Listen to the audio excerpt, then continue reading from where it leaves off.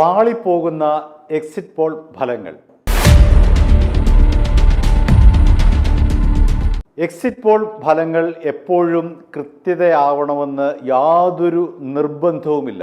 നിരവധി ഉദാഹരണങ്ങൾ നമ്മുടെ മുന്നിലുണ്ട്. ഈ സർവേയുമായി ബന്ധപ്പെട്ട വിശ്വാസ്യത കൂടണമെങ്കിൽ കൂടുതൽ സാമ്പിളുകൾ എടുക്കണം.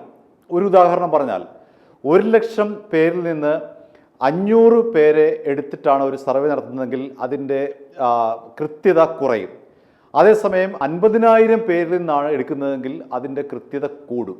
അങ്ങനെ സാമ്പിളുകൾ കൂടുന്തോറും ഈ എക്സിറ്റ് പോൾ ഫലത്തിൻ്റെ ആധികാരികതയ്ക്കും വർധനമുണ്ടാകും. അത്തരത്തിൽ കൂടുതൽ ആളുകളിലേക്ക് സർവേ നടത്തണമെങ്കിൽ കൂടുതൽ ഫണ്ട് ആവശ്യമാണ്.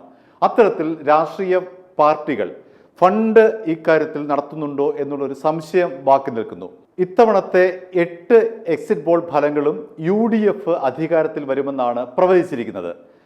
ആക്സിസ് മൈ ഇന്ത്യ 78 മുതൽ 90 സീറ്റുകൾ വരെ നേടും. JVC 72 മുതൽ 84 വരെ UDF സീറ്റുകൾ നേടും. മാട്രിക്സ് ആകട്ടെ 70 മുതൽ 75 വരെ, പീപ്പിൾസ് പൾസ് 75 മുതൽ 80 വരെ, PMark 71 മുതൽ 79, പീപ്പിൾസ് 66 മുതൽ 76 വരെ, CNN News 18 70 മുതൽ 80 വരെ, പോൾ ഓഫ് വേൾഡും അതേപോലെ തന്നെ NDTVയും ചേർന്ന് നടത്തിയ സർവേയിൽ 75 സീറ്റ് നേടി UDF അധികാരത്തിൽ വരുമെന്ന് കൃത്യമായി പ്രവചിക്കുന്നു. ഈ പ്രവചനം കൃത്യതയാർന്നതാണോ എന്നതിനെ സംബന്ധിച്ച് നമുക്ക് യാതൊരു വ്യക്തതയുമില്ല. ഒരു എക്സിറ്റ് പോൾ ഫലങ്ങളും ഇന്നുവരെ കൃത്യമായി വന്നതിന് തെളിവുകൾ വളരെ കുറച്ചു മാത്രമേ നമുക്ക് നിരത്താൻ കഴിയുകയുള്ളൂ. ഇനി കഴിഞ്ഞ തവണത്തെ കേരളത്തിലെ എക്സിറ്റ് പോളുകൾ എത്രത്തോളം ഫലവത്തായി എന്നതിനെ സംബന്ധിച്ച് നമുക്കൊന്ന് പരിശോധിക്കാം. 2021 ഇന്ത്യ ന്യൂസ് LDFന് 64 മുതൽ 67 വരെ സീറ്റുകളാണ് പ്രവചിച്ചത്. ഇന്ത്യ ടുഡേ ആക്സിസ് സർവേ 104 മുതൽ 120 വരെ സീറ്റുകൾ പ്രവചിച്ചു. മനോരമ VMR 68 മുതൽ 78 വരെ, ടുഡേസ് ചാണക്യ 99 മുതൽ 111 വരെ, റിപ്പബ്ലിക് 72 മുതൽ 80 വരെ, സുദർശൻ ന്യൂസ് 70 മുതൽ 80 വരെ, ടൈംസ് നൗ ABC കവർ 70 മുതൽ 77 വരെ, TV9 ഭാരത് TV 90 മുതൽ 80 വരെ.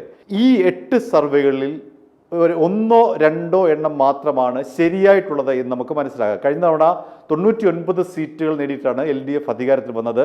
അത്തരത്തിൽ നോക്കുമ്പോൾ ഇവിടെ ആക്സിസ് മൈ ഇന്ത്യ 104 മുതൽ 120 വരെ പ്രവചിച്ചു.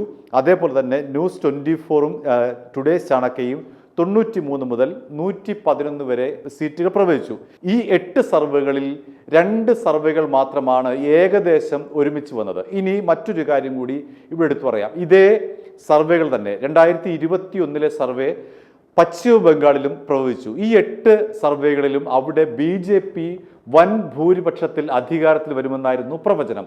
പക്ഷേ റിസൾട്ട് വന്നപ്പോൾ 216 സീറ്റുമായി വൻ ഭൂരിപക്ഷത്തിൽ മമതാ ബാനർജിയുടെ തൃണമൂൽ കോൺഗ്രസ് ആണ് അധികാരത്തിൽ വന്നത്. അതുകൊണ്ട് തന്നെ ഇത്തരം സർവേകൾക്ക് എത്രത്തോളം ആയുസ്സുണ്ട് എന്ന് സംബന്ധിച്ച് നമുക്ക് വ്യക്തമായി ഉത്തരങ്ങളൊന്നുമില്ല. എത്ര സർവേകളുടെ പ്രവചനം കൃത്യമാകും എന്നതിനെ സംബന്ധിച്ചും വ്യക്തതയില്ല. കഴിഞ്ഞ തവണ നോക്കുമ്പോൾ 2 സർവേകൾ മാത്രമാണ് LDFന് അനുകൂലമായത്. ബാക്കി 6 എണ്ണവും UDF അധികാരത്തിൽ വരുമെന്നാണ് പ്രവചിച്ചിരിക്കുന്നത്. ഇത്തവണ എല്ലാ സർവേകളും തന്നെ UDFന് അനുകൂലമാണ്. എന്നാൽ ഈ LDFനും UDFനും തമ്മിലുള്ള മാർജിൻ വളരെ കുറവാണ്.